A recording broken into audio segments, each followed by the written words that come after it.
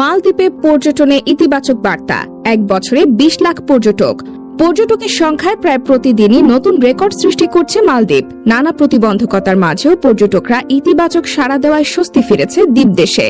মালদ্বীপ marketing and public relations corporation ও visit মালদ্বীপ আনুষ্ঠানিকভাবে ঘোষণা দিয়েছে 2024 সালের 26 ডিসেম্বর পর্যন্ত 2 মিলিয়ন পর্যটক মালদ্বীপ ভ্রমণ করেছেন।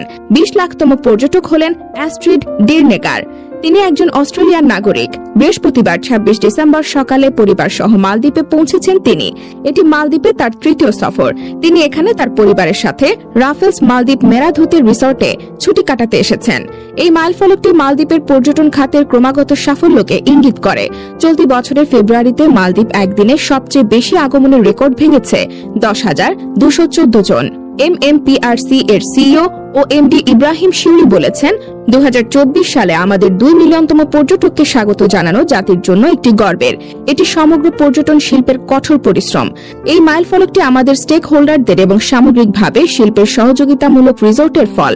এই সাফল্যে যারা অবদান রেখেছেন তাদের প্রতি কৃতজ্ঞতা।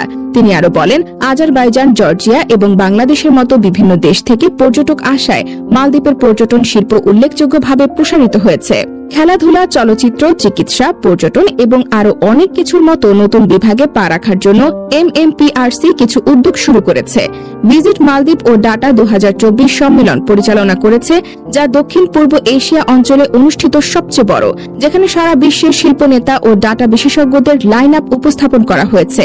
আরেকটি মাইলফলক ভিজিট মালদ্বীপ ট্যুরিজম সিম্পোজিয়াম 2024, যা মালদ্বীপের পর্যটন শিল্পের নীতি নির্ধারক, শিল্প নেতা ও স্টেক হোল্ডারদের একত্রিত করেছে।